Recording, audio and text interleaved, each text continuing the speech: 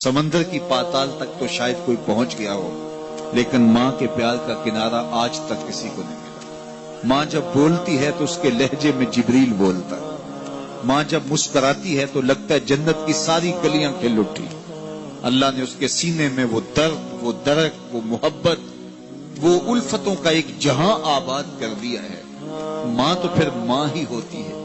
اس کے سینے میں رکھا ہوا پیار تو ایک عجیب کائنات ہے، تڑپتی ہوئی ممتا ایک الگ ہی جہان ہے۔ کبھی آپ نے دیکھا ہو کہ بچہ گھر سے نکلتا ہے، دنیا کی بڑی بڑی دانشگاہوں میں اس کا انتظار ہو رہا ہوتا ہے، لوگوں کو عقل و بینش سکھانے جا رہا ہوتا ہے، اس کی ایک ایک بات کو لوگ موتیوں کی طرح جھولیوں میں ڈالتے ہیں، اور دنیا کی دانشگاہوں میں، یونیورسٹیوں میں اور درسگاہوں میں لوگ اس کے موتیوں جیسے جملے سننے کے لیے بےتاب ہوتے ہیں کہ یہ عقل و بینش کا مرکہ ہے، یہ فہم و ادراک کا پہاڑ ہے، اس کی باتیں زندگی گزارنے کا گر سکھاتی ہیں، تو لوگ سیکھنے کے لیے جمع ہوتے ہیں۔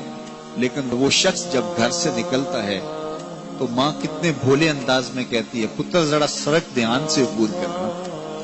جو دنیا کو عقل و بینش کا سبق سکھانے جا رہا ہے، اس کو یہ بھی نہیں پتا کہ سڑک کیسے عبور کرنی، لیکن ماں کے پیار کا روپ ہے، یہ ماں کی محبت کا تیور ہے، یہ اس کی الفت کے رنگ ہیں۔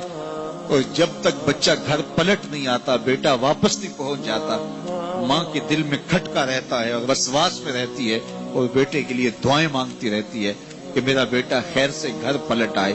ماں کے سینے میں اتنا پیار کیوں ہے؟ دکھ جی لیتی ہے، تکلیفیں گوارا کر دیتی ہے۔ غریب مائیں تو بیٹوں اور بیٹیوں کا پیٹ پالنے کے لیے کسی کے گھر کے برتن بھی مانجنے پڑیں تو اس سے بھی گریز نہیں کرتی، تکلیفیں سہ لیتی ہیں، اذیتیں گوارا کر دیتی ہیں، لوگوں کی غلامیاں قبول کر لیتی ہیں۔ مائیں اپنی اولاد کے لیے کیا کچھ نہیں کرتی۔ ماں کو اپنی اولاد سے اتنا پیار کیوں ہے؟ ایک ہی جواب ہے، اس لیے کہ ماں نے اولاد کو جنم دیا ہے۔ میرے جملے کو دل کے کانوں سے سننا، جس ماں نے جنم دیا ہے وہ اتنا پیار کرتی ہے، تو جس رب نے خلق کیا ہے وہ کتنا پیار کرتا ہے۔ جنم دینے والی کے پیار کا ٹھکانہ کوئی نہیں، تو جو خلق کرنے والا ہے اس کے پیار کا اندازہ کون کر سکتا ہے؟ تو ماں گوارا نہیں کرتی کہ میرا بیٹا بھوکا رہے، تکلیف میں رہے، بیٹا بھوک میں تڑپے تو ماں بے چین ہو جاتی ہے۔ تو جو 70 ماؤں سے زیادہ پیار کرتا ہے، اس نے کیسے گوارا کر لیا کہ میرا بندہ بھوکا رہے؟ سحری کا کھانا کھایا ہے، کڑکتی دوپہر ہے، برستی گرمی ہے، زباں پہ پپڑی جم گئی، حلق خشک ہو گیا، کھانے کے لیے پینے کے لیے سب کچھ میسر ہے، لیکن کہا نہیں ایک گھونٹ بھی نہیں لینا، وضو کرتے بھی احتیاط کرنا ہے، حلق سے نیچے کوئی قطرہ اتر نہ جائے، کچھ کھانا بھی نہیں۔ 70 ماؤں سے زیادہ پیار کرنے والے رب نے یہ کیسے گوارا کر؟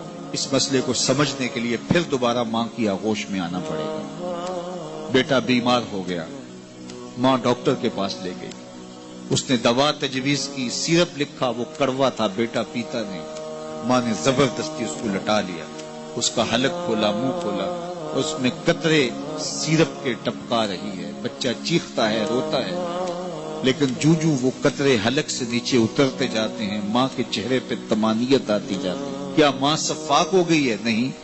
ماں کی ممتا چھن گئی؟ نہیں۔ وہ جو بیٹے کی آنکھ میں آنسو نہیں دیکھ سکتی تھی، وہ تڑپتے ہوئے بچے کو دیکھ کے مطمئن کیوں ہے؟ کیا ماں کی ممتا رخصت ہوگی؟ جواب نہیں۔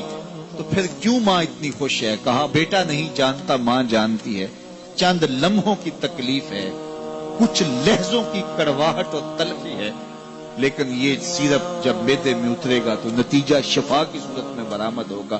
ماں کی نگاہ اس کڑوے سیرپ پہ نہیں، ماں کی نگاہ نتیجے پہ ہے۔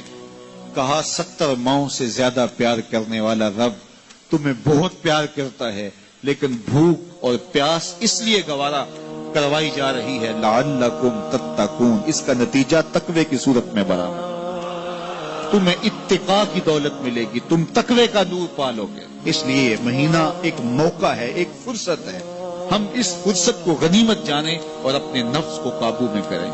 روزہ ہمیں بہت کچھ سکھاتا ہے، اس سے وہ سب کچھ سیکھیں اور اپنے من کو سنوارنے کی کوشش کریں، تو جب ہم تقوی کی دولت پالیں گے تو روزے کا مقصود حاصل ہو جائے گا۔